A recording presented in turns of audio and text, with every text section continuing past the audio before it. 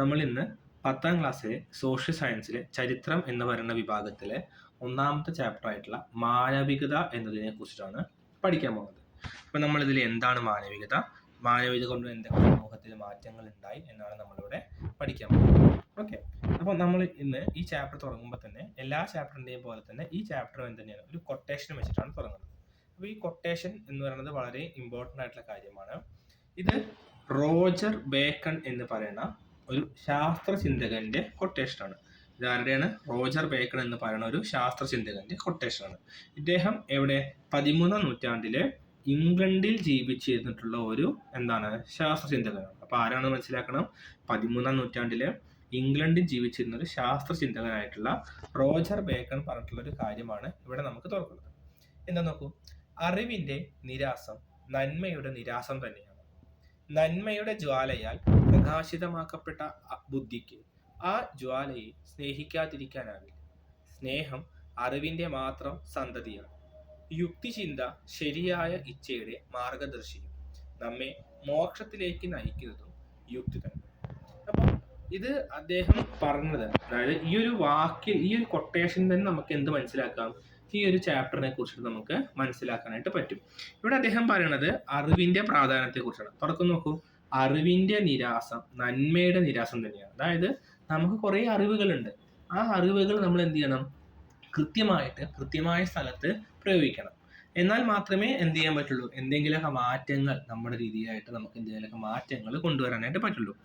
ഇനി എന്തുകൊണ്ടാണ് അദ്ദേഹം ഇങ്ങനെ പറഞ്ഞത് നമുക്ക് നോക്കാം. അപ്പോൾ നമ്മൾ നേരത്തെ പറഞ്ഞു, 13ാം നൂറ്റാണ്ടില് ഇംഗ്ലണ്ടിൽ ജീവിച്ചിരുന്ന ഒരു ശാസ്ത്ര ചിന്തകനാണ് ആര്? Roger bacon. ചിലപ്പോൾ ഇത് മാച്ച് ദ ഫോളോയിങ് ചോദിക്കാം. 13ാം നൂറ്റാണ്ടിലെ ഇംഗ്ലണ്ടിൽ ജീവിച്ചിരുന്ന ശാസ്ത്ര ചിന്തകൻ ആരാണത്? റോജർ ബേക്കൺ ആണ്. ഇനി അദ്ദേഹം ഈ ഒരു കൊട്ടേഷനിലൂടെ യുക്തിചിന്ത, അറിവ്, സ്നേഹം ഇതിനെ കുറിച്ചാണ് പറഞ്ഞിട്ടുള്ളത്. അദ്ദേഹം ഈ കൊട്ടേഷനോട് എന്തിനെ കുറിച്ചാണ് പറഞ്ഞിട്ടുള്ളത്? യുക്തിചിന്ത, അറിവ്, സ്നേഹം എന്നിവയെ കുറിച്ചാണ്. എന്തുകൊണ്ടാണ് അദ്ദേഹം ഈ 13ാം നൂറ്റാണ്ടിലെ സമൂഹത്തിന്റെ പ്രത്യേകത എന്താണെന്നും എന്തുകൊണ്ടാണ് അദ്ദേഹം ഇങ്ങനത്തെ ഒരു കൊട്ടേഷൻ പറഞ്ഞിരിക്കുന്നതെന്ന് നമുക്ക് ഇനി മനസ്സിലാക്കാൻ പറ്റും. അപ്പോൾ ഇവിടെ നോക്കും, അദ്ദേഹം ജീവിച്ചിരുന്ന കാലഘട്ടത്തിൽ യൂറോപ്പിലെ അധികാരികൾ യുക്തിചിന്തയെ നിഷേധിച്ചിരുന്നു. അതായത് അന്നത്തെ കാലത്ത് ജനങ്ങൾക്ക് ഒരു കാര്യത്തെക്കുറിച്ച് കൂടുതൽ ചിന്തിക്കാനോ, ഇപ്പൊ രാജാവ് ഒരു തീരുമാനം എടുത്തു കഴിഞ്ഞാൽ ആ കാര്യത്തെക്കുറിച്ച് കൂടുതൽ ചിന്തിക്കാനോ ഒന്നും നമുക്ക് എന്തുണ്ടാവില്ല, ഒരു അധികാരം ഉണ്ടാവില്ല. അതായത് ഇപ്പൊ രാജാവ് ഒരു തീരുമാനം എടുത്തു കഴിഞ്ഞാൽ ആ തീരുമാനത്തെക്കുറിച്ച് കൂടുതൽ ചിന്തിച്ചു കഴിഞ്ഞാൽ ആ തീരുമാനം തെറ്റായിരിക്കാം. ചിലപ്പോൾ അത് നമ്മൾ നോക്കുകയാണെങ്കിൽ അത് തെറ്റാണെന്ന് നമുക്ക് അറിയാം, പക്ഷെ അതിനെ എതിർക്കാൻ പാടില്ല. അപ്പൊ നമ്മൾ ചിന്തിച്ചാലല്ലേ നമുക്ക് എന്ത് ചെയ്യാൻ പറ്റുള്ളൂ, അതിനെ എതിർക്കാൻ പറ്റുള്ളൂ. നമ്മളൊരു കാര്യം പറയുമ്പോൾ നമ്മളൊരു 3 വട്ടം ആലോചിക്കണം എന്നൊക്കെ പറയില്ലേ. അപ്പം അദ്ദേഹം ജീവിച്ചിരുന്ന കാലഘട്ടം ഏതാണ്? അത് 13ാം നൂറ്റാണ്ടാണ്. ഈ 13ാം നൂറ്റാണ്ടില് അധികാരികള് യുക്തിചിന്തയെ നിഷേധിച്ചിരുന്നു. അപ്പോൾ അന്നത്തെ കാലത്താണെന്ന് വെച്ചാലോ, റോജർ ബേക്കണിനെ പോലുള്ള ചിന്തകർ നിലവിലിരുന്ന ഫ്യൂഡൽ അധികാര വ്യവസ്ഥയെയും അതിന്റെ ആശയങ്ങളെയും ചോദ്യം ചെയ്തു. അന്നത്തെ കാലത്ത് സമൂഹത്തിൽ അന്നത്തെ ജനങ്ങൾക്ക് നല്ല രീതിയിലുള്ള ജീവിതം, അതായത് എല്ലാ കാര്യങ്ങളും തീരുമാനിക്കുന്നത് ആരാണ്? രാജാക്കന്മാരാണ്, അല്ലെങ്കിൽ ഭരണാധികാരികളാണ്. അങ്ങനെ ആ ഒരു രാജാക്കന്മാർക്കും ഭരണാധികാരികൾക്കും അവർക്ക് ഇഷ്ടമുള്ള കാര്യങ്ങൾ എന്ത് ചെയ്യാൻ പറ്റും? അവരുടെ രീതിയിൽ ചെയ്യാനായിട്ട് പറ്റും. അതിനെയൊന്നും എതിർക്കാനോ അതിനെയൊന്നും ചോദ്യം ചെയ്യാനോ അന്നത്തെ കാലത്ത് ഇങ്ങനത്തെ ചിന്തകർക്കെന്ന് മാത്രമല്ല ആർക്കും തന്നെ അധികാരമുണ്ടായിരുന്നില്ല. തൽഫലമായി അവരിൽ പലരും അധികാരികളുടെ ക്രൂരമായ പീഡനത്തിനും ജയിൽവാസത്തിനും വിധേയരായി. ഇനിയിപ്പോ ആരെങ്കിലും രാജാവിനെ എതിർത്തിട്ട് ഇങ്ങനെ ചോദിക്കുകയാണ്, എന്താണ് ഇത് ഇങ്ങനെ ചെയ്തിരിക്കുന്നത്, അല്ലെങ്കിൽ എന്തിനാണ് അത് അങ്ങനെ നടപ്പിലാക്കിയിരിക്കുന്നത് ചോദിച്ചു കഴിഞ്ഞാൽ അവരുടെ അവസ്ഥ അവര് ക്രൂരമായ പീഡനത്തിനും ജയിൽവാസത്തിനും വിധേയരാകും. ചിലർക്ക് ജീവൻ തന്നെ നഷ്ടപ്പെട്ടു. എന്നാൽ പിൽക്കാലത്ത് സ്ഥിതിഗതികൾ മറിയാൻ തുടങ്ങി. അപ്പോൾ 13ാം നൂറ്റാണ്ടിന്റെ ഒരു അവസ്ഥയാണ് നമുക്ക് റോജർ ബേക്കൺ ഇതിലൂടെ പറഞ്ഞത്. അദ്ദേഹം പറഞ്ഞത് അറിവിന്റെ നിരാസം എന്ന് പറയുന്നത് നന്മയുടെ നിരാസം തന്നെയാണ്. അതൊരു ഏറ്റവും നല്ലൊരു വ്യക്തിയെ നശിപ്പിക്കുന്നതിന് തുല്യമാണ് ഒരാളുടെ അറിവിനെ നിരസിക്കുക എന്ന് പറയുന്നത്. അതേപോലെ തന്നെ ഇത് കുറേ കാലം യൂറോപ്പിന്റെ അല്ലെങ്കിൽ ഇംഗ്ലണ്ടിന്റെ സൊസൈറ്റിയിൽ, സമൂഹത്തിൽ ഇങ്ങനെ കുറേ കാലം നിലനിന്നു. പക്ഷേ നമുക്കറിയാം, ഒരു കാര്യം കുറേ കാലം നിലനിൽക്കുമ്പോൾ അതിന് സ്വാഭാവികമായിട്ട് എന്തെങ്കിലും ഒരു മാറ്റം വരും നമുക്കറിയാം അല്ലെ. അതേപോലെ എന്ത് ചെയ്തു, പിന്നീട് ആ കാലത്തെ സ്ഥിതിഗതികൾ മറിയാനായിട്ട് തുടങ്ങി. ആ മാറ്റിമറിച്ചലും ആ മാറിമറയലിൽ യൂറോപ്പിലെ സമൂഹത്തിൽ എന്തൊക്കെ മാറ്റങ്ങളാണ് ഉണ്ടായത് എന്നുള്ളതും അതാണ് നമ്മൾ ഇവിടെ പഠിക്കുന്നത്, ഈ ഒരു മാനവികത എന്ന ചാപ്റ്ററിൽ നമ്മൾ പഠിക്കുന്നത്. സത്യം പറഞ്ഞാൽ പഴയ പുസ്തകവുമായി ബന്ധപ്പെട്ടിട്ട് വളരെയധികം എളുപ്പമുള്ളൊരു ഭാഗമാണ് നമുക്ക് ഇപ്പോഴത്തെ ചാപ്റ്റർ എന്ന് പറയുന്നത്. പണ്ടത്തെ കാലത്ത് പഴയ SCRT അല്ലെങ്കിൽ SSLC ബുക്കിൽ ഒന്നാമത്തെ ചാപ്റ്റർ എന്തായിരുന്നു? അത് യുദ്ധങ്ങളായിരുന്നു അല്ലേ? എന്താണ് American war of independence, Chinese വിപ്ലവം, അങ്ങനെയുള്ള യുദ്ധങ്ങളായിരുന്നു. അങ്ങനെ നോക്കുകയെന്ന് വെച്ചാൽ നിങ്ങൾക്ക് ഇതൊരു ചെറിയൊരു ടോപ്പിക്കാണ്. നല്ല വൃത്തിക്ക് പഠിച്ചു കഴിഞ്ഞാൽ നല്ല രീതിയിൽ മാർക്ക് സ്കോർ ചെയ്യാൻ പറ്റുന്നൊരു ടോപ്പിക് കൂടിയാണ് ഇത്. അപ്പോൾ നമുക്ക് ഈ ചാപ്റ്ററിലേക്ക് കിടക്കാം. അപ്പോൾ ഇതിന്ന് മനസ്സിലാക്കേണ്ട ഒരു കാര്യം എന്താണ്? റോജർ ബേക്കൺ ഇംഗ്ലണ്ടിൽ ജീവിച്ചിരുന്നിട്ടുള്ളൊരു ശാസ്ത്രചിന്തകനായിരുന്നു. അദ്ദേഹത്തിൻ്റെ കാലഘട്ടം 13-ാം നൂറ്റാണ്ടായിരുന്നു എന്നതിലുപരി 13-ാം നൂറ്റാണ്ടിലെ സമൂഹത്തിൻ്റെ അവസ്ഥ എന്തായിരുന്നു? അതായത് തങ്ങളുടെ ആശയങ്ങൾ അല്ലെങ്കിൽ യൂറോപ്പിലെ ഭരണാധികാരികൾ അവിടുത്തെ ജനങ്ങളുടെ യുക്തിചിന്തയെ നിഷേധിച്ചിരുന്നു. ഏതെങ്കിലും ഒരാൾ അന്നത്തെ ഭരണാധികാരികൾക്കെതിരെ അല്ലെങ്കിൽ അവിടുത്തെ ഫ്യൂഡൽ വ്യവസ്ഥക്കെതിരെയൊക്കെ പോരാടിക്കഴിഞ്ഞാൽ എന്ത് സംഭവിക്കും? ജീവന് തന്നെ ആപത്താവുന്ന ഒരു രീതി 13-ാം നൂറ്റാണ്ടിൽ എവിടെ ഉണ്ടായിരുന്നു? യൂറോപ്പിൽ ഉണ്ടായിരുന്നു. ഇനി നമ്മൾ നേരത്തെ പറഞ്ഞ പോലെ എന്തൊക്കെ മാറ്റങ്ങളാണ് 13-ാം നൂറ്റാണ്ടിലെ സമൂഹത്തിൽ യൂറോപ്പിൽ വന്നത്? അതായത് അന്നത്തെ ജനങ്ങൾ ചിന്തിച്ചു തുടങ്ങി, അന്നത്തെ ജനങ്ങൾക്ക് കുറേ കാര്യങ്ങൾ മനസ്സിലാക്കി തുടങ്ങിയപ്പോൾ എന്തൊക്കെ മാറ്റങ്ങളാണ് 13-ാം നൂറ്റാണ്ടിൽ വന്നത് എന്നാണ് നമ്മൾ ഇനി നോക്കാൻ പോകുന്നത്. ഇതാണ് റോജർ ബേക്കൺ. അദ്ദേഹം കുറച്ച് ചിത്രങ്ങളൊക്കെയാണ് നമ്മൾ ഇതിൽ കാണുന്നത്. അതൊന്ന് ജസ്റ്റ് നോക്കിയാൽ മതി. നോക്കൂ, 14-ാം നൂറ്റാണ്ടോടെ യൂറോപ്പിലെ സാമൂഹിക, സാംസ്കാരിക, സാമ്പത്തിക, രാഷ്ട്രീയ രംഗങ്ങളിൽ മാറ്റം സംഭവിച്ചു. അപ്പോൾ നമ്മൾ മനസ്സിലാക്കേണ്ട എന്താ? 13-ാം നൂറ്റാണ്ടിൽ പ്രത്യേകിച്ചൊരു മാറ്റവും ഉണ്ടായിട്ടില്ല. 13-ാം നൂറ്റാണ്ടിലെ അവസാനം എന്നൊക്കെ പറയുമ്പോൾ എന്താ? ഇങ്ങനെ മാറ്റങ്ങൾക്ക് തുടക്കം കുറിച്ചു. 14-ാം നൂറ്റാണ്ടോടെ യൂറോപ്പിലെ സാമൂഹിക, സാംസ്കാരിക, സാമ്പത്തിക, രാഷ്ട്രീയ രംഗങ്ങളിൽ ചില മാറ്റങ്ങൾ സംഭവിച്ചു. എന്തൊക്കെയാണ് നമുക്ക് ആദ്യം നോക്കാം, എന്നിട്ട് നമുക്ക് അത് പറയാം. അതായത് ഒന്നാമത്തെ കാരണം എന്താ? മനുഷ്യ കേന്ദ്രീകൃതമായ കാഴ്ചപ്പാട് വന്നു. അപ്പോൾ അതിന് നമ്മൾ പറയുന്ന വാക്കാണ് എന്ത്? മാനവികത. മനുഷ്യ കേന്ദ്രീകൃതമായ കാഴ്ചപ്പാട് എന്ന് പറഞ്ഞാൽ എന്താണത്? മാനവികത. അപ്പം നമുക്ക് മനസ്സിലായല്ലോ എന്താണ് മാനവികത എന്നുള്ളത്. മനുഷ്യന് പ്രാധാന്യം കൊടുത്തു, മനുഷ്യൻ്റെ ചിന്തകൾക്ക് അവിടെ പ്രാധാന്യം കൊടുത്തു. അവനും അല്ലെങ്കിൽ മറ്റുള്ളവരെയും പരിഗണിക്കാൻ തുടങ്ങി. പിന്നെ നോക്കൂ, മതേതര മൂല്യങ്ങളുടെ വ്യാപനം. മതേതര മൂല്യങ്ങളുടെ വ്യാപനം, നഗരജീവിതത്തിൻ്റെ വളർച്ച, പണാധിഷ്ഠിത സമ്പദ്ഘടന, കച്ചവടത്തിൻ്റെ പുരോഗതി, പ്രാദേശിക ഭാഷകൾക്ക് ലഭിച്ച പ്രാധാന്യം, ദേശരാഷ്ട്രങ്ങളുടെ വളർച്ച, വ്യക്തി സ്വാതന്ത്ര്യം, യുക്തിചിന്ത, കല, ശാസ്ത്ര രംഗങ്ങളിലുണ്ടായ മാറ്റങ്ങൾ. ഇത് ഞാൻ ഇപ്പോൾ വായിച്ചു പോയത് നമ്മൾ ഓരോന്നും നമ്മൾ എന്ത് ചെയ്യും? ഡീറ്റെയിൽഡായിട്ട് പഠിക്കും.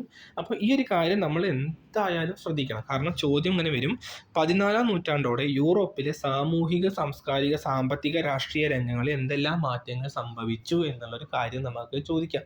കാരണം ഒന്നാമത്തെ കാര്യം മനുഷ്യ കേന്ദ്രീകൃതമായ കാഴ്ചപ്പാടാണ്. എന്താ മനുഷ്യ കേന്ദ്രീകൃതമായ കാഴ്ചപ്പാടെന്ന് പറഞ്ഞാൽ? അതായത് ഇത്രയേ ഉള്ളൂ. നമ്മൾ നേരത്തെ പറഞ്ഞു 13-ാം നൂറ്റാണ്ടിൽ അന്നത്തെ ജനങ്ങളുടെ ചിന്തകൾക്കും അറിവുകൾക്കും ഒന്നും പ്രാധാന്യം കൊടുത്തിരുന്നില്ല. അപ്പോൾ ഈ 14-ാം നൂറ്റാണ്ടായപ്പോൾ എന്ത് സംഭവിച്ചു? അതിന് പ്രാധാന്യം കൊടുത്തു. അവർക്കും എന്ത് ചെയ്യാൻ പറ്റി? അവരുടെ ആശയങ്ങൾ അല്ലെങ്കിൽ അങ്ങനത്തെ ഒരു സംഭവം വന്നു കഴിഞ്ഞാൽ ചോദ്യം ചെയ്യാൻ ആർക്കും അവകാശം കിട്ടി തുടങ്ങി, അല്ലെങ്കിൽ ആർക്കും അവസരം ലഭിച്ചു തുടങ്ങി, ജനങ്ങൾക്കും അവസരം ലഭിച്ചു തുടങ്ങി. അതാണ് മനുഷ്യ കേന്ദ്രീകൃതമായ കാഴ്ചപ്പാട്. മനുഷ്യന്മാരെയും പരിഗണിക്കാൻ തുടങ്ങി. രാജാക്കന്മാർ മാത്രമല്ലല്ലോ മനുഷ്യന്മാർ, അവിടുത്തെ സാധാരണക്കാരും മനുഷ്യന്മാരല്ലേ. അപ്പോൾ സ്വാഭാവികമായിട്ടും മനുഷ്യനെയും എന്ത് ചെയ്യാൻ തുടങ്ങി? ഭരിക്കാൻ തുടങ്ങി. അതാണ് മാനവികത. അപ്പോൾ എന്താണ് മാനവികത വെച്ചാൽ ഇത്ര മനസ്സിലാക്കുക. മനുഷ്യന് പ്രാധാന്യം കൊടുക്കുക. ഹ്യൂമനിസം നമ്മൾ ഇംഗ്ലീഷിൽ പറയും അല്ലേ? ഹ്യൂമൻ സെൻട്രിക് ആയിട്ടൊരു തിങ്കിങ് അവിടെ വരികയാണ്. മനുഷ്യന് മാനവികതയ്ക്ക് പ്രാധാന്യം കൊടുത്തു. പിന്നെ നഗരജീവിതത്തിൻ്റെ വളർച്ച സംഭവിക്കുന്നു. അത് നമ്മൾ നേരത്തെ വായിച്ചു. ഇതൊന്ന് പറ്റുമെങ്കിൽ ഈ ഒരു 6-7 പോയിന്റ് കാണാതെ പഠിക്കുക. നമുക്ക് ഓരോന്നും ഡീറ്റെയിൽ ആയിട്ട് ഡിസ്കസ് ചെയ്യാം. ഇനി പ്രാചീന റോമൻ സംസ്കാരം എന്ന് പറഞ്ഞ സംഭവം വലിയൊരു മാറ്റം, അല്ലെങ്കിൽ റോമൻ സംസ്കാരത്തിൻ്റെ ഒരു സ്വാധീനം ഈ ഇംഗ്ലണ്ടിലും യൂറോപ്പിലൊക്കെ തന്നെ വലിയ വലിയ മാറ്റങ്ങളാണ് കൊണ്ടുവന്നത്. പ്രധാനമായിട്ടും ഇറ്റലിയിലാണ് നമുക്ക് എന്ത് ചെയ്യണത്? ഈ മാറ്റം നോക്കൂ. പ്രാചീന റോമൻ സംസ്കാരത്തിൻ്റെ ഭാഗമായിരുന്ന ഇറ്റലിയിലായിരുന്നു ഈ മാറ്റങ്ങൾ കൂടുതൽ പ്രകടമായത്. പ്രാചീന റോമൻ സംസ്കാരത്തിൻ്റെ ഭാഗമായിട്ടുള്ള ഇറ്റലിയിലായിരുന്നു ഈ മാറ്റങ്ങൾ കൂടുതൽ പ്രകടമായത്. ഇറ്റലിയിൽ ആരംഭിച്ച ഈ മാറ്റങ്ങൾക്ക് നവോത്ഥാന അല്ലെങ്കിൽ എന്താണ് ഇറ്റലിയെ ആവിർഭിച്ച ഈ മാറ്റങ്ങൾക്ക് ചരിത്രകാരന്മാർ എന്ത് പേര് വിളിച്ചു? നവോത്ഥാനം അല്ലെങ്കിൽ റിനൈൻസൻസ് എന്ന് വിളിച്ചു. അപ്പൊ എന്താണ് റിനൈൻസൻസ് എന്ന് ചോദിക്കാം, അത് ഏറ്റവും ഇമ്പോർട്ടൻ്റ് ആണ്. കാരണം ഇതിൽ വരുന്ന 2 മാർക്ക് നിങ്ങൾ ചോദിക്കാവുന്ന ഒരു കാര്യമാണ് എന്താണ് മാനവികത, എന്താണ് റിനൈൻസൻസ് എന്നൊക്കെ ചോദിക്കും. നവോത്ഥാനം എന്താണ്? ഇറ്റലിയിൽ മധ്യകാലഘട്ടത്തെ എന്താണ് മാനവികത എന്തെന്ന്, നവോത്ഥാനം എന്താ നോക്കൂ. മധ്യകാലത്തെ ഫ്യൂഡൽ വ്യവസ്ഥയിൽ നിന്നും ആധുനിക കാലഘട്ടത്തിലേക്കുള്ള മാറ്റമാണ് നമ്മൾ എന്ത് പറയണത്? നവോത്ഥാനം. മധ്യകാലഘട്ടത്തിൽ നിന്നും ഫ്യൂഡൽ വ്യവസ്ഥയിൽ നിന്നും ആധുനിക കാലഘട്ടത്തിലേക്കുള്ള ഒരു മാറ്റമാണ് നമ്മൾ എന്ത് പറയണത്? ഫ്യൂഡലിസം. മധ്യകാലത്തെ ഫ്യൂഡൽ വ്യവസ്ഥയിൽ നിന്നും ആധുനിക കാലഘട്ടത്തിലേക്കുള്ള മാറ്റത്തിന്റെ കാലമായിരുന്നു എന്ത്? റിനൈൻസൻസ് അല്ലെങ്കിൽ നവോത്ഥാനം എന്ന് പറയുന്നത്. അപ്പം നവോത്ഥാനം എന്ന് വെച്ചാൽ മാറ്റമാണ്. പണ്ടത്തെ ആ ഒരു ഫ്യൂഡൽ വ്യവസ്ഥയിൽ നിന്നും മനുഷ്യ കേന്ദ്രീകൃതമായ വ്യക്തി സ്വാതന്ത്ര്യത്തിന് പ്രാധാന്യം കൊടുക്കുന്ന എന്താണ് അന്നത്തെ ജനങ്ങളുടെ യുക്തിചിന്തയ്ക്ക് പ്രാധാന്യം കൊടുക്കുന്ന ഒരു സമൂഹത്തിലേക്ക് ആ സമൂഹം മാറുകയാണെങ്കിൽ നമുക്ക് അതിന് എന്ത് പറയാൻ പറ്റും? അതിനെ നമുക്ക് നവോത്ഥാനം എന്ന് പറയാൻ പറ്റും. സ്വാഭാവികമായിട്ടും അത് പഠിച്ചു വെക്കും. ഓക്കെ, നോക്കൂ. നവോത്ഥാനം, റിനൈൻസൻസ് എന്ന വാക്കിന് മലയാളത്തിൽ നവോത്ഥാനം പുനർജനി എന്നൊക്കെയാണ് അർത്ഥം. അതായത് പുനർജനിക്കുകയാണ്. അന്നത്തെ അത്രയും കാലം ഉണ്ടായിരുന്ന സമൂഹത്തിന്റെ ഒരു മാറ്റത്തിൽ നിന്നും ഒരു പുനർജനനം, എവിടെ? പുതിയൊരു സമൂഹത്തിന്റെ പുനർജന്മമാണ് നമ്മൾ അവിടെ എന്ത് പറയണത്? റിനൈൻസൻസ് അല്ലെങ്കിൽ നവോത്ഥാനം. അപ്പൊ നോക്കൂ, ഇവിടെ അതേപോലെ നമ്മൾ പറഞ്ഞിട്ടൊരു ക്വസ്റ്റ്യൻ അതേപോലെ വന്നു നിൽക്കുന്നുണ്ടോ? മധ്യകാലഘട്ടത്തിൽ നിന്നും ആധുനിക കാലഘട്ടത്തിലേക്കുള്ള സംക്രമണ കാലമായിരുന്നു, അഥവാ ട്രാൻസിഷൻ പീരീഡാണ് നവോത്ഥാനം എന്ന് വെച്ചാൽ പറയാൻ പറ്റുമല്ലോ. ഇപ്പോൾ നമ്മൾ ഇത്ര നേരം പറഞ്ഞ 13ാം നൂറ്റാണ്ടിൻ്റെ അവസ്ഥ എന്താ നമ്മൾ പറഞ്ഞത്? അവിടുത്തെ ജനങ്ങൾക്ക് വ്യക്തി സ്വാതന്ത്ര്യം ഉണ്ടായിരുന്നില്ല, അവരുടെ അഭിപ്രായങ്ങൾ പറയാൻ അവർക്ക് അവകാശമുണ്ടായിരുന്നു. നമുക്ക് റോജർ ബേക്കറിൻ്റെ ഒരൊറ്റ അവസ്ഥ മനസ്സിലാക്കിയാൽ മതി അല്ലേ? അവരെന്താണ്, പ്രത്യേകിച്ച് അവരുടെ അഭിപ്രായങ്ങൾ പറയാനോ അവരുടെ ആശയങ്ങൾ വിനിമയം ചെയ്യാനോ പ്രത്യേകിച്ച് ഒരു അവസരം ഉണ്ടായിരുന്നില്ല. എന്നാൽ എന്താണ്, ഗ്രെക്കോ റോമൻ സംസ്കാരത്തിന്റെ ഭാഗമായിട്ട് 14ാം നൂറ്റാണ്ടോടെ ഇറ്റലിയിലാണ് ആദ്യമായിട്ട് എന്ത് വരുന്നത്? നവോത്ഥാനം വരുന്നത്. അപ്പം നമുക്ക് ഇവിടെ എന്തും കൂടി പറയാൻ പറ്റും, ഈ പോയിന്റുകളെ നമുക്ക് എന്തിൻ്റെന്നും കൂടി കാര്യമായിട്ട് പറയാൻ പറ്റും. നവോത്ഥാനത്തിന്റെ പ്രത്യേകത എന്തൊക്കെയായിരുന്നു? നവോത്ഥാനത്തിന്റെ പ്രത്യേകത മനുഷ്യ കേന്ദ്രീകൃതമായ കാഴ്ചപ്പാട്, അതായത് മനുഷ്യന് കൂടുതൽ പ്രാധാന്യം കൊടുത്തു. മതേതര മൂല്യങ്ങളുടെ വ്യാപനം. എന്താണ് മതേതര മൂല്യങ്ങൾ എന്ന് പറഞ്ഞാൽ? എല്ലാ മതങ്ങൾക്കും അവിടെ പ്രാധാന്യം കൊടുത്തു. സ്വാഭാവികമായിട്ടും ഒരു പ്രത്യേക ഒരു മതത്തിനോട് അധികാരം കൊടുക്കാതെ എല്ലാവരുടെയും ആശയങ്ങൾ, ഇപ്പോൾ അങ്ങനെ ഹിന്ദുയിസം ഒന്നും അവിടെ ഇല്ല, നമ്മളിത് പറയുന്നത് ഇന്ത്യയിലല്ല. എന്നാലും പെട്ടെന്ന് പറയുമ്പോൾ ഒരു ഏതെങ്കിലും കുറച്ച് മതങ്ങളുടെ എല്ലാ മതങ്ങളെയും ഈക്വലായിട്ട് കൺസിഡർ ചെയ്യാൻ സ്റ്റാർട്ട് ചെയ്തു. നഗര ജീവിതത്തിന്റെ വളർച്ച, പണാധിഷ്ഠിത സമ്പദ് വ്യവസ്ഥ, കച്ചവടം പുരോഗമിച്ചു. പ്രാദേശിക ഭാഷകൾക്ക്, രാജാക്കന്മാർ സംസാരിക്കുന്ന ഭാഷ മാത്രമാണ് ശ്രേഷ്ഠ ഭാഷ എന്ന് പറയുന്ന സമയമായിരുന്നു, അതിനൊക്കെ മാറ്റം സംഭവിച്ചു. വ്യക്തി സ്വാതന്ത്ര്യം കിട്ടി. നോക്കൂ, യുക്തിചിന്തയ്ക്ക് പ്രാധാന്യം ലഭിച്ചു. യുക്തിചിന്തയ്ക്ക് പ്രാധാന്യം ലഭിക്കുക വെച്ചിട്ടുണ്ടെങ്കിൽ എന്താ? എല്ലാവർക്കും ഒരു കാര്യത്തെക്കുറിച്ച് ഇതെന്താ അങ്ങനെ, ഇതെന്താ ഇങ്ങനെ എന്ന് ചിന്തിക്കാനും അത് വ്യക്തമായി പ്രകടിപ്പിക്കാനുമുള്ള ഒരു അവസ്ഥ ലഭിച്ചത് ഏതിൻ്റെ മാറ്റം തന്നെയാണത്? നവോത്ഥാനത്തിന്റെ മാറ്റമായിട്ട് നമുക്ക് കാണാൻ പറ്റും. അപ്പോൾ നവോത്ഥാനം ആദ്യമായി സംഭവിക്കുന്നത് എവിടെയാണെന്ന് ചോദിച്ചു കഴിഞ്ഞാൽ എവിടെയായിരുന്നു? ഇറ്റലിയിലാണ്. നവോത്ഥാനം ആദ്യമായി സംഭവിക്കുന്നത് എവിടെയാണ് നമ്മൾ പറഞ്ഞു? ഇറ്റലിയിലാണ്. നമ്മളിവിടെ എടുത്ത് പറഞ്ഞിട്ടുണ്ട്, ചിലപ്പോൾ അതൊരു വൺ വേർഡാണ്. നവോത്ഥാനം ആദ്യമായി പ്രകടമാകുന്നത് ലോകത്തിന്റെ ഏത് ഭാഗത്തായിരുന്നു? അത് ഇറ്റലിയിലായിരുന്നു. ഇനി നോക്കൂ, ഇറ്റലിയിലെ നഗരങ്ങൾ യൂറോപ്പിൽ നിന്നും വ്യത്യസ്തമായിരുന്നു. എന്തുകൊണ്ടായിരിക്കും ഇറ്റലിയിൽ പെട്ടെന്ന് അത് വളർന്നത്? ഒന്നാമത്തെ പോയിന്റ് നോക്കൂ, അവ കൂടുതൽ സ്വതന്ത്രവും സമ്പന്നവും ഊർജ്ജസ്വലവുമായിരുന്നു. മറ്റുള്ള നഗരങ്ങളിൽ നിന്നും 13ാം നൂറ്റാണ്ടിൽ തന്നെ ഇറ്റലിയിലെ നഗരങ്ങൾ എന്തായിരുന്നു? കൂടുതൽ സ്വതന്ത്രവും ഊർജവും സമ്പന്നവുമായിരുന്നു. നല്ല റിച്ച് ആൻഡ് വെൽത്ത് ആയിരുന്നു എന്നാണ് ഉദ്ദേശിക്കുന്നത്. അതുപോലെ തന്നെ ഇവിടങ്ങളിലെ വ്യാപാരികൾ ബാങ്കിങ്, ഇൻഷുറൻസ് എന്നീ മേഖലകളെ കുറിച്ച് അറിവുള്ളവരായിരുന്നു. ബുക്ക് കീപ്പിംഗ് അത് ചിലപ്പോൾ വരും കേട്ടോ. ബുക്ക് കീപ്പിംഗ് എന്താണെന്ന് ചിലപ്പോൾ ചോദിക്കുക. എന്താ ബുക്ക് കീപ്പിംഗ് എന്ന് വെച്ചിട്ടുണ്ടെങ്കിൽ സ്വാഭാവികമായിട്ടൊന്നുമില്ല, ഇപ്പം നമുക്കൊരു സ്ഥാപനം ഉണ്ടെങ്കിൽ, നമ്മുടെ പാരൻസിനൊക്കെ വല്ല സ്ഥാപനം ഉണ്ടെങ്കിൽ എന്ത് ചെയ്യും? നമ്മൾ ആ ഒരു ദിവസം ആ ഷോപ്പിലെ ഒരു ദിവസത്തെ വരുമാനങ്ങളും എല്ലാം നമ്മൾ എന്ത് ചെയ്യും? ഒരു ബുക്കിൽ എഴുതി വെക്കും. ചിലവും വരുമാനം നമ്മൾ ബുക്കിൽ എഴുതി വെക്കും. So that is book keeping. അതാണ് ബുക്ക് കീപ്പിംഗ്. എല്ലാ ദൈനംദിന വിവരങ്ങൾ എഴുതി വെക്കുക. അപ്പോൾ അന്നത്തെ കാലത്ത് ഈ ഇംഗ്ലണ്ടിലെ ജനങ്ങൾക്ക് ഇൻഷുറൻസ്, ബാങ്കിങ് തുടങ്ങിയ അതിനെക്കുറിച്ചൊക്കെ അറിവുണ്ടായിരുന്നു. അതുപോലെ തന്നെ ബുക്ക് കീപ്പിംഗ് എന്നൊരു സമ്പ്രദായം എന്തായിരുന്നു? അവരുടെ കയ്യിലും ഉണ്ടായിരുന്നു. സ്വാഭാവികമായിട്ടും എന്ത് സംഭവിക്കും? അവിടുത്തെ കുറേ പേര് അങ്ങനെ കൃത്യമായൊരു കണക്കുള്ളത് കൊണ്ട് തന്നെ അവിടുത്തെ കുറേ പേര് നല്ല സമ്പന്നരായിട്ട് മാറുകയും ചെയ്തു. ഇതൊക്കെയാണ് അവിടുത്തെ. അത് അത്ര ഇമ്പോർട്ടൻ്റ് അല്ല. എന്തുകൊണ്ട് ഇറ്റലി എന്നുള്ളത് ഞാൻ പറഞ്ഞപ്പോൾ കൂടെ പറഞ്ഞു പോയെന്ന് മാത്രമേ ഉള്ളൂ. അതേപോലെ തന്നെ ഇനിയുള്ള കാര്യം ശ്രദ്ധിക്കണം. 11ാം നൂറ്റാണ്ടോടെ യൂറോപ്പിലുണ്ടായ വാണിജ്യവൽക്കരണം മധ്യകാല ഫ്യൂഡൽ വ്യവസ്ഥയുടെ തകർച്ചയ്ക്കും മതമേധാവിത്വത്തിന് ശക്തി ക്ഷയിക്കുന്നതിനും കാരണമായി. അപ്പോൾ നമ്മൾ റോജർ ബേക്കൺ പറഞ്ഞത് 13-ാം നൂറ്റാണ്ടിലാണ് ഇംഗ്ലണ്ടിൽ. ഇറ്റലിയിൽ 11-ാം നൂറ്റാണ്ട് മുതൽക്കേ ജനങ്ങൾ മാറി ചിന്തിക്കാൻ തുടങ്ങിയിട്ടുണ്ട്. അപ്പോൾ എത്ര കാലം കഴിഞ്ഞിട്ടാണ് നമ്മുടെ ഈ ഇറ്റലി ഇന്ന് ഇംഗ്ലണ്ടിലേക്കൊക്കെ എത്തണമെന്ന് ആലോചിക്കുന്നത്. അതായത് ഇറ്റലിയിൽ നവോത്ഥാനം അല്ലെങ്കിൽ എന്താണ് മതമേധാവിത്വത്തിൻ്റെയും വാണിജ്യവൽക്കരണത്തിൻ്റെയും ഫ്യൂഡലിസത്തിൻ്റെയൊക്കെ തകർച്ചയ്ക്ക് കാരണം എന്തുതന്നെയായിരുന്നു? അത് വാണിജ്യവൽക്കരണത്തിൻ്റെ അല്ല, ഫ്യൂഡൽ വ്യവസ്ഥയുടെ തകർച്ചയ്ക്കും മതമേധാവിത്വത്തിൻ്റെ തകർച്ചയ്ക്കും കാരണം എന്തുതന്നെയാണ്? അത് വാണിജ്യവൽക്കരണമാണ്. ഇതെന്ത് സംഭവിച്ചു? ഒരു വിഭാഗം വാണിജ്യവൽക്കരണം എന്ന് പറഞ്ഞാൽ എന്താ? അത് ഒരു ഉയർന്ന വിഭാഗത്തിനെ ക്രിയേറ്റ് ചെയ്യുക. ഒരു വിഭാഗം പൈസക്കാർ അല്ലെങ്കിൽ സമ്പന്ന വിഭാഗത്തിന് ഉയർന്നു വരികയും ഇവരെന്താണ് അവരുടെ ഒരു പങ്ക് എവിടെ ചോദിക്കുകയാണ്? ഭരണത്തിൽ ചോദിക്കുകയാണ്. അപ്പോൾ എനിക്ക് കുറച്ച് പൈസ ഉണ്ടെങ്കിൽ എനിക്ക് അവിടുത്തെ എന്തെങ്കിലും ആവാൻ പറ്റുമല്ലോ. അങ്ങനെയാണ് കുറച്ച് വിഭാഗം വാണിജ്യവൽക്കരണം സംഭവിച്ചു. കാരണം ഇവർ ബുക്ക് കീപ്പിംഗ് വഴി ബാങ്കിങ് ഒക്കെ നടത്തുന്ന നല്ല പൈസക്കാരായി. അങ്ങനെ ഇവരൊരു വിഭാഗം വാണിജ്യ ഗ്രൂപ്പുകൾ അല്ലെങ്കിൽ നല്ല പവർ ഗ്രൂപ്പുകൾ വന്നു. അപ്പോൾ എന്ത് സംഭവിച്ചു? അവിടെ ഫ്യൂഡൽ വ്യവസ്ഥ, അതായത് കുറേ കാലമായിട്ട് ജന്മികളും അങ്ങനത്തെ ആൾക്കാരുണ്ടാവില്ല, അവരൊക്കെ തകർന്നു. ഈ പവർ ഗ്രൂപ്പുകൾ എന്ന് പറയുന്ന പോലെ ഈ വാണിജ്യ ഗ്രൂപ്പുകളെ അധികാരത്തിലെത്തിക്കുകയും ചെയ്തു. അങ്ങനത്തെ കുറച്ച് നഗരങ്ങളുണ്ട് ഇവിടെ. അത് ജസ്റ്റ് ഒന്ന് വായിച്ചാൽ മതി. അത്ര തന്നെ അത്യാവശ്യമായിട്ടുള്ള കാര്യങ്ങൾ അല്ല. അങ്ങനെ നമ്മൾ പറഞ്ഞു ഇംഗ്ലണ്ടിൽ 13-ാം നൂറ്റാണ്ടായിട്ടും വ്യക്തി സ്വാതന്ത്ര്യത്തിനും യുക്തിചിന്തയ്ക്കൊന്നും പ്രാധാന്യം കൊടുക്കാത്തൊരു സമയത്താണ് 11-ാം നൂറ്റാണ്ടിൽ ഇറ്റലിയിൽ അങ്ങനത്തെ ഒരു മാറ്റം സംഭവിക്കുന്നത്.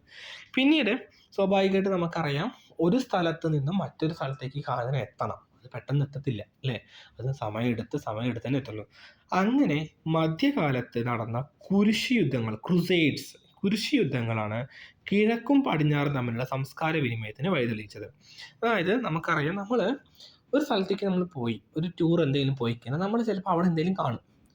ഓക്കെ, അത് നമ്മൾ ചിലപ്പോൾ നമ്മുടെ നാട്ടിലേക്ക് പറ്റുമെങ്കിൽ അതെന്ത് ചെയ്യും? കൊണ്ടുവരാൻ ശ്രമിക്കും. നമ്മുടെ നാട്ടിലേക്ക് പറ്റുമെങ്കിൽ അത് കൊണ്ടുവരാൻ ശ്രമിക്കും. നമുക്കറിയാം, അപ്പോൾ നമ്മുടെ പോർച്ചുഗീസുകാർ വന്നു ഇന്ത്യയിൽ. അപ്പോൾ അവരുടെ നാട്ടിലത്തെ സംസ്കാരം നമ്മുടെ നാട്ടിൽ കുറച്ച് ഇംപ്ലിമെൻറ്റ് ചെയ്തു. നമ്മൾ പോണ്ടിച്ചേരിയൊക്കെ പോയി കഴിഞ്ഞാൽ നമുക്ക് കാണാൻ പറ്റും. അല്ലെങ്കിൽ കൊച്ചിയിലൊക്കെ പോയി കഴിഞ്ഞാൽ നമുക്ക് കുറച്ച് ഫ്രാൻസിൻ്റെയും പോർച്ചുഗീസുകാരൊക്കെ സ്വാധീനം കാണാൻ പറ്റും. അപ്പോൾ അതേപോലെ ഇറ്റലിയിൽ ഓൾറെഡി മാറ്റങ്ങൾ സംഭവിച്ചു കൊണ്ടിരുന്നു. പക്ഷെ അത് ആരും അറിഞ്ഞിട്ടില്ല, ഇംഗ്ലണ്ടുകാർ അറിഞ്ഞിട്ടില്ല. ആ ഇംഗ്ലണ്ടുകാർ അറിയണമെങ്കിൽ എന്ത് ചെയ്യണം? ഈ ഇറ്റലിയും ഇംഗ്ലണ്ടുകാരും തമ്മിൽ എന്ത് ചെയ്യണം? തമ്മിൽ നിന്ന് കാണണം. അതിന് കാരണമായിട്ടൊരു സാഹചര്യമായിരുന്നു കുരിശ് യുദ്ധങ്ങൾ. ഇവിടെ എന്ത് സംഭവിച്ചു? കിഴക്കൻ ലോകത്തിൻ്റെ സംസ്കാരങ്ങൾ, നഗരങ്ങൾ, അവിടങ്ങളിലെ ജനജീവിതം തുടങ്ങിയവയുമായി ഇറ്റാലിയൻ നഗരങ്ങൾ പരിചയത്തിലായി. കുരിശ് യുദ്ധങ്ങൾ കാരണം ഇംഗ്ലണ്ടിലെ കിഴക്കൻ ലോകത്തെ സംസ്കാരങ്ങൾ, നഗരങ്ങൾ, അവിടങ്ങളിലെ ജനജീവിതം തുടങ്ങിയതുമായിട്ട് എന്ത് സംഭവിച്ചു? ഇറ്റലിയിലെ നഗരങ്ങൾ പരിചയത്തിലായി. ഇത് ഇറ്റാലിയൻ നഗരങ്ങളുടെ വളർച്ചയ്ക്ക് വേഗത കൂട്ടി. ഇതായിരുന്നു ഇറ്റാലിയൻ നഗരങ്ങളുടെ വളർച്ചയ്ക്ക് വേഗത കൂട്ടാനുള്ള ഒരു കാരണം. ഇസ്ലാമിക സാമ്രാജ്യം, ബൈസന്റൈൻ സാമ്രാജ്യം എന്നിവയുമായി സ്ഥാപിച്ച വാണിജ്യ ബന്ധത്തിലൂടെ വൻതോതിൽ സമ്പത്ത് ഇറ്റാലിയൻ നഗരത്തിലേക്ക് ഒഴുകി. സ്വാഭാവികമായിട്ടും എന്താണ്, ഒരു സമയം കഴിഞ്ഞപ്പോൾ ഇറ്റലി എന്താണ്? ഒരു വ്യാപാരത്തിൻ്റെ കുത്തകയായി. അപ്പോൾ ലോകത്തിൻ്റെ പല ഭാഗങ്ങളുമായിട്ട് ആർക്ക് ബന്ധമുണ്ടായിരുന്നു? ഇറ്റലിക്ക് ബന്ധമുണ്ടായിരുന്നു. അതിന് കാരണം എന്താ? 11-ാം നൂറ്റാണ്ടായപ്പോൾ തന്നെ അവിടെ എന്ത് സംഭവിച്ചു? ഫ്യൂഡലിസം തകർന്നടിഞ്ഞ് വീണു. അത് കാരണം നോക്കൂ, ഇറ്റാലിയൻ നഗരങ്ങൾ മറ്റ് യൂറോപ്യൻ നഗരങ്ങളെ അപേക്ഷിച്ച് കൂടുതൽ സമ്പന്നമായിരുന്നു. അതിനുള്ള ഉത്തരമാണ് നമ്മളിവിടെ പറഞ്ഞതാണ് കുരിശ് യുദ്ധങ്ങളും അതേപോലെ തന്നെ എന്താണ് നമ്മൾ പറഞ്ഞ പോലെ ഇസ്ലാമിക സാമ്രാജ്യം, ബൈസന്റൈൻ സാമ്രാജ്യമായിട്ടുള്ള ബന്ധങ്ങൾ, വാണിജ്യ ബന്ധങ്ങളും അതേപോലെ തന്നെ അവിടുത്തെ ജനങ്ങളുടെ അവസ്ഥ അല്ലേ, എന്താണ് സമ്പന്നരായിരുന്നു എന്നൊക്കെ പറഞ്ഞ കാര്യങ്ങൾ നമ്മൾ വ്യക്തമായിട്ട് പറഞ്ഞു. ഈ 14-ാം നൂറ്റാണ്ടിൻ്റെ മധ്യത്തിൽ പൊട്ടിപ്പുറപ്പെട്ട ബ്യൂബോണിക് പ്ലാഗ് എന്ന മഹാമാരി ഇറ്റാലിയൻ നഗരങ്ങളെ സാരമായി ബാധിച്ചു. ബ്ലാക്ക് ഡെത്ത് എന്നറിയപ്പെടുന്ന ഈ ദുരന്തത്തിൽ വൻതോതിൽ ജനങ്ങൾ മരണപ്പെട്ടത് തൊഴിലാളികളുടെ ലഭ്യതയിൽ കുറവുണ്ടാക്കി. ഇത് കാർഷിക മേഖലയെ ആശ്രയിച്ച് നിലനിന്നിരുന്ന മധ്യകാല ഫ്യൂഡൽ വ്യവസ്ഥ തകർച്ചയ്ക്കും വാണിജ്യ കേന്ദ്രമായ ഒരു മധ്യവർഗത്തിൻ്റെ വളർച്ചയ്ക്കും വഴിയൊരുക്കി. സ്വാഭാവികമായിട്ടും ബ്ലാക്ക് ഡെത്ത്, എന്താണ് ബ്ലാക്ക് ഡെത്ത് എന്ന് ചോദിക്കാം. ബ്ലാക്ക് ഡെത്ത് എന്ന് പറഞ്ഞാൽ നമ്മൾ ഇന്നത്തെ കോവിഡ് പോലത്തെ വലിയൊരു മഹാമാരിയായിരുന്നു 14-ാം നൂറ്റാണ്ടിൽ. ഇങ്ങനെ 14-ാം നൂറ്റാണ്ടിൽ ഇറ്റലിയിൽ ഈ ബ്ലാക്ക് ഡെത്ത് വന്നു കഴിഞ്ഞപ്പോൾ സ്വാഭാവികമായിട്ടും എന്താണ്, കുറേ പേര് മരിച്ചു. ആ മരിച്ചത് കുറേ തൊഴിലാളികളായിരുന്നു. അപ്പോൾ അന്നത്തെ കാലത്ത് ഈ തൊഴിലാളികളെ കൊണ്ട് ജീവിക്കുന്ന ഒരു വിഭാഗമായിരുന്നു ഫ്യൂഡൽ വിഭാഗം. ഈ ഫ്യൂഡൽ വിഭാഗക്കാർക്ക് എന്ത് ചെയ്യാൻ പറ്റിയില്ല, നല്ല രീതിയിൽ തൊഴിലാളികളെ കിട്ടാൻ തുടങ്ങിയില്ല. അപ്പോൾ കാരണം അവർക്ക് ഇഷ്ടംപോലെ ഭൂമി ഇങ്ങനെ നിറഞ്ഞു കിടക്കുന്നുണ്ട്, പക്ഷെ അവരെന്ത് ചെയ്യില്ല, ജോലി ചെയ്യില്ല. അപ്പോൾ അവർ ഇഷ്ടംപോലെ ഭൂമി ഉണ്ടായിരുന്നു, അത് പണിയെടുക്കാൻ ആൾക്കാരുണ്ടായിരുന്നില്ല. അപ്പോൾ സ്വാഭാവികമായിട്ടും അവർക്ക് എന്ത് ചെയ്യില്ല, വരുമാനം കിട്ടില്ല. അങ്ങനെ ആ ഒരു ബ്ലാക്ക് ഡെത്ത് കാരണം ഇറ്റലിയിലെ എന്ത് സംഭവിച്ചു, ഒരു ഫ്യൂഡൽ വിഭാഗം എന്ത് സംഭവിച്ചു, തകർന്നടിയുകയും അതിന് പകരമായിട്ട് ഒരു വാണിജ്യ കേന്ദ്രീകൃതമായ മധ്യവർഗത്തിൻ്റെ വളർച്ചയെ നമുക്ക് എന്ത് ചെയ്യാൻ പറ്റി, അവിടെ ഇതാക്കി. അങ്ങനെ ഇറ്റലിയിൽ നമുക്കറിയാം, നമ്മുടെ നാട്ടിൽ കോവിഡ് വന്നു, നമ്മുടെ നാട്ടിലുള്ള പല പരീക്ഷണങ്ങൾ നമ്മൾ ചെയ്ത് നോക്കി, പറ്റില്ല എന്ന് പറഞ്ഞാൽ ചിലപ്പോൾ നമ്മൾ വേറെ രാജ്യത്തിൻ്റെ ഒരു ഇതിലേക്ക് പോകും. അങ്ങനെ ഇറ്റലിയിൽ ഉണ്ടായിരുന്നിട്ടുള്ള മരുന്നുകളൊക്കെ ജനങ്ങൾ നോക്കിയെങ്കിൽ പോലും അതിനെന്ത് ചെയ്തില്ല, അതിനൊന്നും പ്ലാഗ് അല്ലെങ്കിൽ ബ്ലാക്ക് ഡെത്തിനെ പ്രതിരോധിക്കാൻ പറ്റില്ല. അങ്ങനെ സ്വാഭാവികമായിട്ടും അവർ പ്രാചീന ഗ്രീസിലേക്കും റോമിലേക്കും പോവുകയും അവിടുത്തെ വൈദ്യശാസ്ത്രത്തെക്കുറിച്ച് പഠിക്കുകയും ചെയ്തു. അങ്ങനെയാണ് അവിടെ എന്ത് വരുന്നത്, മാനവികത. നോക്കൂ, പ്ലാഗിൻ്റെ ഭീകരത മനുഷ്യനെ ജീവിതത്തിൻ്റെ നൈമിഷികതയെയും അനിശ്ചിതത്വത്തെയും കുറിച്ച് ചിന്തിക്കാനും സുഖങ്ങളെക്കുറിച്ച് അന്വേഷിക്കാനും തങ്ങളെക്കുറിച്ച് ചിന്തിക്കാനും പ്രേരിപ്പിച്ചു.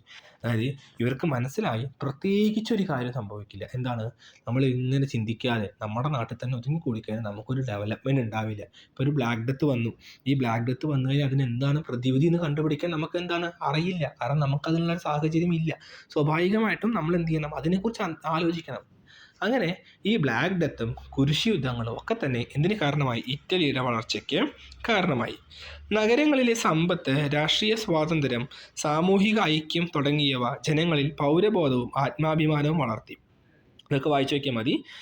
ക്രമസമാധാനം, ഭരണകൂടം എന്നിവ സംബന്ധിച്ച ആശയങ്ങളും എന്ത് ചെയ്തിരുന്നു, ഇറ്റലിയെ പ്രതിനിധി. അപ്പോൾ ഈ പ്രാചീന റോമൻ സാമ്രാജ്യം എങ്ങനെയാണ് ഇറ്റലിയെ സ്വാധീനിച്ചെന്നൊരു ചോദ്യം വരാം. അപ്പോഴാണ് നമുക്ക് എന്ത് പറയണത്, പ്രാചീന റോമൻ സാമ്രാജ്യത്തിലെ ക്രമസമാധാനം, ഭരണകൂടം എന്നിവയെ സംബന്ധിച്ച ആശയങ്ങൾ ഇറ്റലിയെ പ്രചരിപ്പിച്ചു.